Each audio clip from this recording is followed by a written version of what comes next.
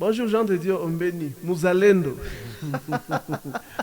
Oui, bonjour, cher Freddy. On est là encore pour parler de notre cher beau pays, le Congo. On est Ouais, aujourd'hui le 1er juin 2024 ouais. et on se réveille avec un rapport du Rwanda Classified.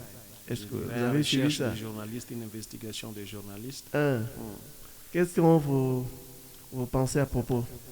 Bon, j'ai eu l'occasion de suivre ça Hmm, sur RTBF, hmm. aussi sur le Forbidden Stories, toutes les deux versions en français et en anglais. C'est vraiment très intéressant. Et c'est là que moi, personnellement, je pense que beaucoup de gens peuvent faire des lectures de différentes manières. Mais personnellement, je pense que ça, il y a aussi la main du président de la République parce qu'il a fait vraiment beaucoup de diplomatie à l'extérieur du Donc on peut pays. dire que c'est le résultat de Ouais, c'est le résultat la puisque diplomatie agissante. vous savez, dans ce monde de la diplomatie, les choses marchent vraiment à pas de tortue. Mhm, Et puis vous pouvez vous poser la question comment un monsieur comme le président Kagame, qui a été toujours protégé par les Occidentaux, mhm. on est au point de faire les élections au Rwanda et du coup cette investigation-là est publiée et puis c'est très Jean viral. de Dieu, est-ce qu'il y a même élection au Rwanda? Est-ce qu'il y a, eu, il y a déjà eu élection au Rwanda? Bon, comme les Quinois le disent, Nandeng Nabango, ils ont toujours leurs élections de 90%, 98%. puisque quand lui il fait les élections, même Poutine a honte de voir les Les résultats. résultats, papa. Ça dépasse Hein? même les résultats de Poutine. Donc moi personnellement, je pense que c'est un signe Hmm. que les Occidentaux commencent à lâcher petit à petit le président Kagame Hmm. et surtout avec le privilège qu'on a plus donné au président Ruto. Dans le passé, vous allez vous souvenir, je pense, c'était en 2018. C'était le président Kagame qui avait cet honneur-là. Mais cet honneur-là, cette fois-ci, est passé chez Ruto. Donc, Vous ne pensez pas qu'on peut avoir des, petites, des petits conflits avec le Kenya, comme on a... C'est comme si on a dit, bon, on a utilisé Kagame, c'est assez. Maintenant, utilisons le président Ruto du Kenya. Avec tout ce qu'on a vu sur les réseaux, est-ce que c'est... On peut... Ça peut craindre. Est-ce qu'on peut craindre cela? bon, vous voyez, nous sommes dans un monde de spéculation ces derniers temps, avec Hmm. beaucoup d'informations disponibles au public. Tout le monde spécule dans sa direction. Mais vous devriez comprendre que le président Ruto n'a jamais été pro-congolais. Hmm. Il n'a jamais aimé les Congolais. Vous vous souvenez, quand il était encore le vice-président, il a dit que les Congolais ne produisent rien.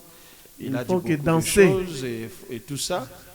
Et vous allez comprendre aussi que même quand ils ont envoyé leurs forces dans les contingents de l'EAC, ils ont eu un petit accrochage avec Fachi jusqu'à ce qu'ils ont encore, on peut fixer ça et tout ça. Donc vous allez comprendre que le président Ruto n'a pas à cœur l'intérêt des Congolais. Et je pense que définitivement, avec les commentaires qu'il a fait et tout ça, Mais définitivement comment est-ce que que lui, ça ne va pas lui il marcher avec Fachi. voyage pour le compte du Kenya, mais il va parler du Congo? C'est quelle audace, ça, M. Ruto? Le problème du M23 et tout. Bon, du coup, je pense que c'était un peu manque de sagesse Hmm. envers le président Ruto, puisque Et manque les de respect journalistes aussi. l'ont posé la question. Il avait le choix de se taire, mais il a voulu un peu justifier. Or, il sait très bien que les États-Unis avaient déjà condamné la présence du Rwanda au Congo. Il connaît qu'il y a les rapports de la MONUC qui a aussi confirmé la présence du Rwanda au Congo. Le président Macron a déjà confirmé la présence des militaires rwandais au Congo. Donc, bon, je ne sais pas pourquoi il avait pris Moi, je cette trouve que direction-là. c'est... Disons les choses comme il se doit. C'est de l'hypocrisie. Hein? C'est tout simplement de l'hypocrisie. Bon, de toutes Je les vois façons, que... la politique, c'est l'hypocrisie. Hein. Et vous vous rappelez que Nanga a commencé ses aventures là-haut? C'est chez lui, au Bon, Kenya. on peut dire ça. Hmm. Ils sont, bon, la politique en général, c'est de l'hypocrisie, puisque tout ce que moi, vraiment, à ma connaissance, c'était le président Uhuru qui était plus pro-congolais, mais le Hmm. président Ruto, il est définitivement pro-Rwanda. Et c'est ça un peu le jeu politique. Mais est-ce qu'il pèse ce que ça peut apporter comme conflit? Parce que, rappelons que le Kenya a beaucoup à gagner au Congo, qu'au Rwanda. le Kenya a une banque Ouais, ouais, au Congo. ouais, ouais. Mais je ne sais pas, en termes d'investissement, est-ce que le Kenya investit plus au Rwanda qu'au Congo ou quoi? Bon, du coup, je pense que ce sont des calculs qu'on ne connaît pas très bien, mais vous allez trouver que peut-être que le Kenya a les investissements, mais ce sont des investissements privés, ce n'est pas les investissements de la République du Kenya. Peut-être que c'est les investissements de privés, des hommes d'affaires kenyans et tout ça qui sont là. Donc peut-être que c'est aussi les gens qui ont soutenu Uhuru Kenyatta. Vous Donc, allez il s'en comprendre fout. il avait un conflit avec Uhuru Uhuru Kenyatta à un Kenyatta certain récemment. moment. Donc Ouais, ouais. avec ça, le président Ruto, vraiment, bon, pour moi, ça ne passe pas. J'ai vu notre confrère HK Today, il a fait une émission sur ça. Je n'ai pas encore eu l'opportunité de suivre ça, mais il a toujours des informations qui sont fiables. Peut-être que nous aurons aussi quelques informations à partir de là. Qu'est-ce que vous voyez dans l'avenir de Kagame dans quelques années? Est-ce il sera toujours l'enfant chéri des Occidentaux comme toujours, avec ses rapports? Comment vous trouvez ça? Bon, vous savez, personnellement, moi j'ai toujours pensé que le président Kagame, c'était quand même un homme qui était déterminé dans ce qu'il faisait et tout ça. Mais là où il avait seulement il avait oublié que le sang humain a toujours une certaine valeur sacrée, ou une valeur sacrée plutôt, et puis quand vous vous permettez d'aller dans un autre pays, vous donnez à votre armée l'autorisation de tuer des civils innocents et tout ça, vous devrez comprendre qu'à un certain moment, votre règne va arriver à sa fin. Et du coup, je pense que aussi quand vous regardez comment les Occidentaux utilisent les gens, ils n'utilisent pas quelqu'un pendant plus de 30 ans. Quand ils arrivent déjà à 25 ans, 25 ans, 30 ans et tout ça, ils se fatiguent de vous. Mais qui demande ils bon, disposent. si notre président, ancien président, le fait président Maréchal Mobutu était là, il allait. Ils l'ont utilisé pendant des années. Après, quand ils ont vu que Mobutu tend vers sa chute, ils ont suscité un autre et ils l'ont combattu. C'est peut-être ce qu'ils veulent faire avec le président Kagame. C'est pas ça. Bon, vous voyez, comme je l'ai dit avant, nous sommes vraiment dans un monde où il y a beaucoup de spéculation et tout ça. Mais ce qui est clair est que même quand vous dirigez un pays et tout ça, il faut avoir quand même des limites. La vie sacrée, la vie humaine plutôt, elle est sacrée. Alors vous ne pouvez pas seulement vous permettre de tuer les femmes innocentes, les vieillards, les vieilles dames, les enfants et tout ça, et penser qu'il n'y aura pas de conséquences. Il y a toujours eu des conséquences dans tout ce que nous faisons. Vraiment. A, Parlons de notre gouvernement. Ne perdons pas beaucoup de temps sur le Rwanda. Parlons de notre gouvernement Abisso Ebimi. Quelles sont les attentes de la population à ces gouvernements? Bon, d'abord, j'aimerais ici féliciter quand même le président de la République. Un bon casting, il a fait un bon casting. Bon, pour moi personnellement, bon, il y a des castings qui ne sont pas vraiment très à applaudir, qui ne sont pas vraiment très plaisants et tout ça, mais vous allez comprendre que nous qui sommes à l'extérieur, nous n'avons pas toutes les informations. Ouais, ouais. On peut se dire, voilà, il fallait mettre tel, mais celui qui comprend, celui qui connaît ce qu'il faut faire. Mais pour moi, ce que j'en peux capter, ce qui a vraiment marqué, ce qui a vraiment attiré mon attention, c'est par exemple la dame qu'on a mis à l'éducation nationale, je pense que c'est Madame Raissa. Raissa Malou, quand vous suivez la fille du professeur Malou. Alors quand un savant, ce vieux-là. Non, c'est vraiment un papa qui était vraiment un savant. C'est un grand physicien, un grand mathématicien. Et puis il a fait la physique appliquée de base et tout ça. Donc vous savez, vous voyez que c'est quand même, il y a une histoire. Et puis la dame elle-même, elle est physicienne, elle est professeure, elle est auteure.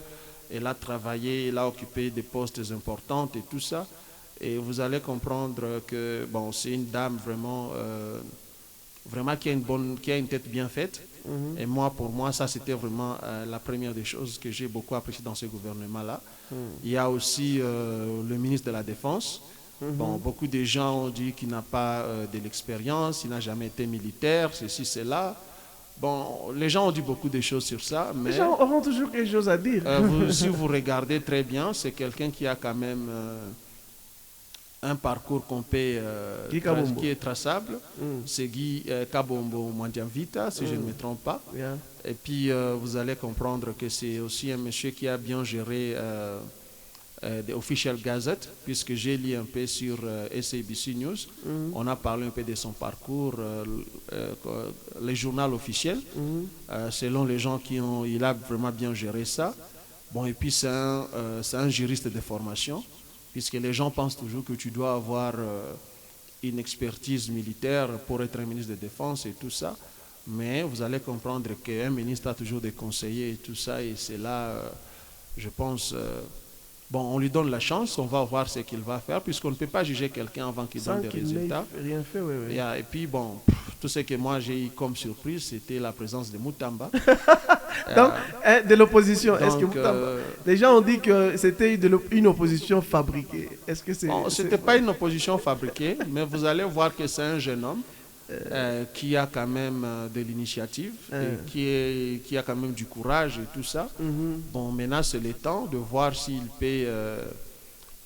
peut donner vraiment les résultats qu'on attend de lui. Et puis surtout que vous allez comprendre que le monsieur, c'est un homme aussi un peu quand même intelligent. Je dois dire qu'il est quand même un homme intelligent. Mais moi, tout ce que je peux lui donner comme conseil, il doit chercher maintenant comment criminaliser tous ces rebelles. Et il disait que c'est lui qui allait finir le président Kagame et tout ça. Bon, je pense qu'il a maintenant l'opportunité de les poursuivre d'une manière légale au cours pénal international et CPI et tout ça. Bon, je ne sais pas, il est là, bon, on va voir ce qu'il va produire. Vous avez suivi ce qu'il a fait comme déclaration sur les papa, maman. On ne veut pas parler du mot parce que la vidéo risque d'être censurée. Bon, son histoire de papa, maman, bon, pour moi, je pense qu'il a quand même... il a raison quelque part, puisque nous avons des valeurs comme des Congolais. Oui, des valeurs africaines. Et tout ça, mais je ne pense pas que c'est vraiment l'urgence pour le pays comme le Congo qui est dans des situations difficiles de guerre et tout ça. Il doit chercher comment criminaliser les Nanga, criminaliser tout le monde là, avoir même un mandat d'arrêt international, comme ça là où les gens là se trouvent, on les attrape, on les arrête. Parce que papa, maman, on peut résoudre ça un peu quand tous ces gens là sont déjà arrêtés et que nous avons la paix, on peut s'occuper de papa, de maman. Mais aussi, il y a un petit polémique. J'ai écouté beaucoup de gens faire des analyses qui ne maîtrisent pas très bien, que non, le président a humilié le président de MLC, Jean-Pierre Bemba et tout ça. Et ils ne savent pas l'ampleur, ils ne connaissent pas ce que c'est un ministère du Transport. Absolument. Pas, là, du coup, vous comprenez que ce sont des gens qui ne sont pas intelligents. Et puis, je ne sais pas comment nous, Congolais, nous sommes. Nous voulons créer de polémiques dans toutes choses. Et puis, inutilement. Tout ça. Puisque quand vous regardez très bien, dans les 5 ans qui viennent, il n'y aura pas un ministère qui sera très important puisque le transport et la communication au Congo. Puisque vous allez comprendre que maintenant, nous voulons désenclaver le pays. Et puis, quand on désenclave le pays, c'est vrai qu'il y a le ministère des Infrastructures, mais c'est lui qui va chapeauter ça, c'est le président Bemba. Et puis, vous allez comprendre que le président Bemba aussi, non pas seulement qu'il va chapeauter le ministère là, je voulais dire ministère des Transports, et puis communication, et puis aussi les infrastructures. Vous allez comprendre que nous voulons rénover l'aéroport d'Ndjili, c'est un grand projet. Les Qatar Airways, comme vous aviez vu, les Qatar Airways maintenant commencent à arriver au Congo. Donc c'est un ministère très, très, très important. Seulement les gens font des analyses qui ne tiennent pas bon. Donc c'est un peu ça. Vraiment. L'Assemblée nationale, le président Vital Kamerhe dit que parmi comment on appelle ça, toutes les urgences qu'il y a au Congo, il veut construire un hôpital, un grand hôpital dans l'enceinte de l'Assemblée nationale et une pharmacie bien équipée. Wow. Est-ce que c'est vraiment urgent? Ceux qui ont voté le président Kamerhe et tous les députés, ils iront se faire soigner où? Parce que eux-mêmes, les députés, ils ont le medical aid, l'assurance maladie. Ils peuvent aller se faire soigner n'importe où. Maintenant, la population, la pauvre population. Est-ce que c'est urgent de... Ça, parce que ce projet-là va prendre des millions. Ce sera à coût de millions. Mais si on pouvait même construire des cliniques, comment on appelle ça encore? Des cliniques, des hôpitaux communautaires. Oui, tout ça. C'est ça. Pourquoi pas le faire? Bon, du coup, vous savez, au Congo, comme je l'ai dit, il y a toujours, les gens ont toujours des polémiques et tout ça. Bon, peut-être que le président Kamere avait dit ça seulement juste de passant, en passant. Non, il a dit qu'il va solliciter même l'appui du président de la République. Bon, de toutes les façons, s'il y a déjà l'hôpital qui existe là-bas, il y a bon, clinique ça ne peut qu'être rénové et tout ça, puisque souvenez-vous que l'Assemblée nationale n'est pas seulement composée de députés, puisque d'abord les députés ne vont pas se faire soigner là-bas, mais ce sont les gens qui travaillent dans l'Assemblée comme les administrateurs et tout ça. Mais toutes ces personnes-là ne peuvent pas aller aux hôpitaux cliniques, aux hôpitaux publics. S'il y avait l'hôpital là, ça donne le sens de rénover ça. Mais s'il n'y en avait pas, il n'y a pas besoin de construire l'hôpital pour ces gens-là, puisqu'il y a beaucoup des hôpitaux de l'État au Congo et tout ça. Mais moi, je pense que ça, c'est juste le polémique dans les médias et tout ça. Je pense que c'est que le président Kamere doit un peu chercher à résoudre, c'est d'investir d'abord le gouvernement qu'on a nommé. Et je pense que c'est ça les points qui sont un peu très sérieux, puisque j'ai suivi même, quand j'ai lisé un peu le nouvel online, l'un des députés a dit que le président Kamere leur avait dit d'aller se préparer pour venir investir le gouvernement de la première ministre Judith. Alors, moi, je pense que c'est ce qui est plus important. On doit penser à des choses importantes, bon, un peu ça, quoi. Est-ce que vous avez confiance au gouvernement Judith? Bon, vous voyez, donc, comme je l'ai encore dit une fois, c'est là aussi notre défaut, nous les Congolais. Nous voulons toujours juger avant. Juger même avant que les gens commencent à travailler. Moi, je donne la chance à Maman Souminoa pour le gouvernement. Et je pense que les gens là qu'on a engagés, les gens qu'on a nommés, moi je trouve que bon, c'est quand même des gens qui sont vraiment qualifiés pour des postes qu'on les a donnés. On va seulement observer d'abord pour voir ce qui va se passer. Vous avez oublié Ndeko Eliezer. Bon, vous savez, beaucoup de gens aiment les polémiques, comme je l'ai dit. Mais bon, qu'est-ce qui vous dit que Ndeko Eliezer ne peut pas être engagé même à la présidence, puisque c'est la discrétion du chef de l'État lui-même qui va mettre dans son cabinet. Bon, qu'est-ce qui vous dit que il peut pas être PDG, puisque moi j'étais choqué personnellement quand j'ai pas vu Thierry Mosenepo, j'étais choqué quand j'ai pas vu Ndeko Eliezer, mais je me suis dit bon, de toutes les façons, il n'y a pas seulement le gouvernement qui est là, il y a aussi la présidence qui est là. Peut-être que Mosenepo peut se trouver à la présidence, peut-être que Ndeko Eliezer peut se trouver à la présidence. Donc, mais lui-même a dit, soyons patients, observons. Il a pleuré, on a mouillé les maillots. Non, il n'a pas besoin de pleurer, il n'a pas besoin de pleurer. Il n'a pas besoin de pleurer parce que de toutes les façons, on ne peut seulement que prendre 54 personnes. Et les députés, ils sont plus de 400 députés, on ne peut pas prendre tout le monde. Mais moi, tout ce que j'ai dit encore, moi, bon, depuis le début, il y a beaucoup de décisions que le président Fachi avait prises, que moi, je n'avais pas beaucoup appréciées. Mais quand vous observez, à la fin, vous trouvez qu'il avait raison. Alors là aussi, je demande seulement à la population d'observer et de donner la chance au gouvernement et nous allons voir ce qui va se passer. Et puis j'ai vu que nos FRDC là-bas et les Ouazalendais font un bon boulot, font un bon boulot à l'Est. Bon, vous savez, parmi les décisions que moi je n'avais pas appréciées quand le président Fachi avait pris le pouvoir, c'est quand on taxait les Ouazalendais là de force négative. Ça ne peut pas. Heureusement qu'après un certain temps, quand on a chassé le gouvernement Lunkamba, alors on a vu que les Ouazalendais ont pris leur place. Et ce sont des jeunes qui sont sacrifiés, ce sont des patriotes. Et puis ils font vraiment un grand travail. Et comme le président l'a toujours dit, cette guerre, nous allons la gagner, puisque c'est une guerre injuste qu'on nous a imposée. Et puis, c'est ici encore une fois le temps ou bien l'opportunité de dire aux Congolais que nous n'avons pas de problème avec le peuple rwandais. Mais non, comme le président l'a toujours pas. dit, nous avons un problème avec un régime, un régime avec des ambitions vraiment très illimitées, ou bien, si je peux dire même, très inconcevables, puisque vous ne pouvez pas imaginer que vous allez seulement aller dans un pays, envahir et puis ça, prendre une partie annexée et au puis, vôtre. Un pays qui est plus de 80 fois plus grand que le vôtre. C'est de la folie, on peut dire ça. C'est vraiment inconcevable. C'est vraiment inconcevable en tout cas. Et puis il a entraîné nos deux peuples.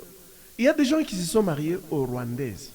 Il y a aussi des Rwandais qui ont pris en mariage nos sœurs congolaises. Et il y a la haine qui s'installe, alors que pendant des années, on a vécu dans l'harmonie à cause d'un seul monsieur qui s'appelle président Kagame. Et il y a toutes ces choses qui naissent. Bon, de toutes les façons, je pense qu'aujourd'hui, les deux peuples sont déjà matures. Ils ont déjà compris que le problème, ce n'est pas entre le peuple.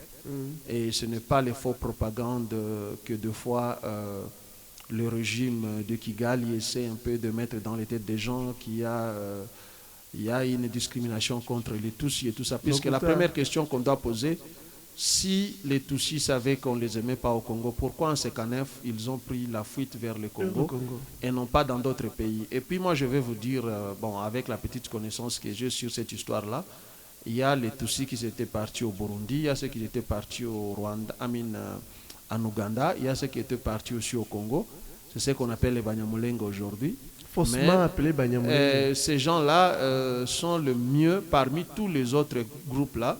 Ce sont ceux qui étaient mieux installés. Ils ont eu des terres, ils ont eu à faire leur élevage et tout ça, l'agriculture.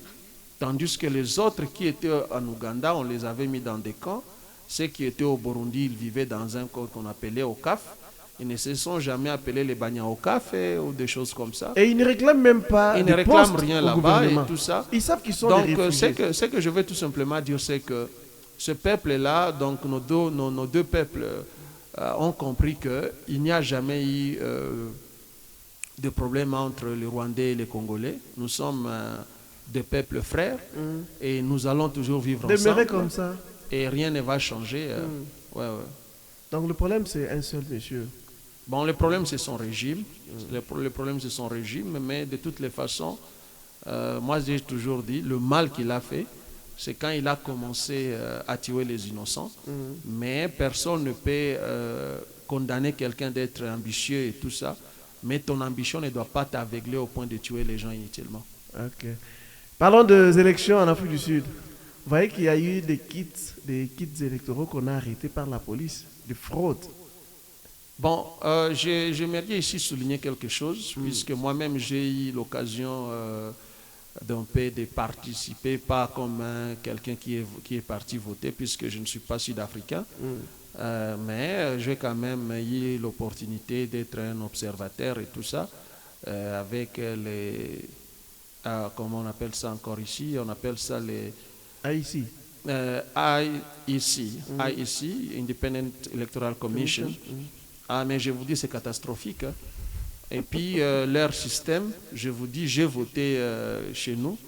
Et notre système était mieux sophistiqué que ce qu'ils utilisent. Puisqu'ils ont le système manuel. Et il y a de fraudes comme pas possible. Vous allez voir ça sur des réseaux sociaux et tout ça. Mais ce que moi, j'ai aimé avec l'opposition sud-africaine, l'opposition sud-africaine, elle est mature. Elle a amené ces histoires-là aux personnes concernées. Vous n'allez pas voir ça en train de beaucoup circuler et tout ça. Et je suivais un peu Malema cet après-midi. Et il a dit que non, il y a eu des fraudes, des discrepancies, il y avait eu des problèmes et tout ça. Mais il a montré que bon, ce n'était pas tellement grand pour que les élections soient annulées.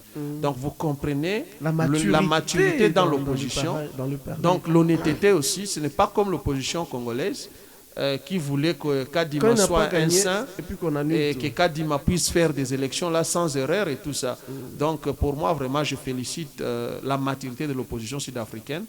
Et je pense que l'opposition aussi congolaise doit apprendre quand même quelque chose de l'opposition sud-africaine. Mais ce qui a marqué cette élection, c'est la présence de l'ancien président Jacob Zuma. Un miracle parfait. Jacob Zuma a fait un exploit. Et, il a commencé son parti il y a 4 mois. Et Ouais, ouais. il a eu plus de 10%. Donc tout KwaZulu-Natal a voté.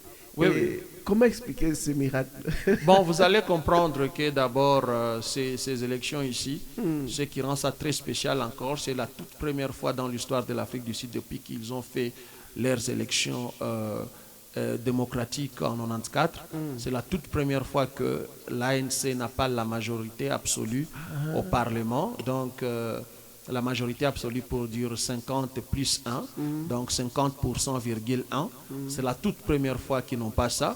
Et cela veut dire qu'après les élections comme ça, en Afrique du Sud, il n'y aura pas de président, Yeah. puisque même Cyril Ramaphosa ne peut pas être voté à l'Assemblée nationale, puisqu'on vote à l'Assemblée nationale. Même lui ne peut pas être voté à l'Assemblée nationale, puisqu'il n'a pas les outright majority, c'est ce qu'on appelle outright majority, donc la majorité absolue pour le faire passer. Donc c'est la toute première fois qu'en Afrique du Sud, on doit maintenant dépendre sur la coalition, sur la politique des coalitions, sur la gouvernance des coalitions pour élire un président. Donc c'est vraiment inédit. Comme les Sud-Africains ont l'habitude de le dire, que notre 2024, c'est leur c'est notre 1994, donc 1994. Donc c'est un peu ça. Zuma a fait vraiment un grand exploit avec son nouveau parti Et politique. l'ANC regrette d'avoir lâché Zuma. Non, définitivement, puisque vous allez comprendre que Zuma, dans les KwaZulu-Natal, il est considéré comme un roi. Et puis, vous allez comprendre que les Zoulous, c'est une nation de gens qui sont vraiment très unis. Alors, même ceux qui votaient un peu pour IFF, même ceux qui sont ralliés votaient, à Zuma. tous ceux qui n'étaient plus, ils sont partis voter Zuma. Et c'est comme ça que Zuma a gagné les élections. Donc en 2028, ça sera très difficile. Attendons. Bon, en 2028, mais moi, mon opinion, c'est que, ou plutôt ce que j'ai comme opinion sur ça, moi je trouve qu'il y aura la coalition ANC, Mkondo Nsizwe qui est MK de Jacob Zuma et IFF, puisque c'est presque la même chose et tous là sont venus de l'ANC. Ce sont des petites branches de l'ANC. Absolument. Merci beaucoup, Jean de Dieu Ombeni. En tout cas, c'est moi qui vous remercie. Merci de votre analyse. On a beaucoup aimé. En tout cas, merci beaucoup et merci à vos téléspectateurs aussi. Toutes les fois qu'on aura le temps, on va partager parce que ici c'est le Congo d'abord. On ne parle pas des individus. Absolument. Ici, c'est le Congo parce que tous les présidents passeront. Absolument. Mais le Congo, c'est ce qui nous unit. En tout cas, c'est moi qui vous remercie. Je vous en prie. Merci bien. Bye. Bye.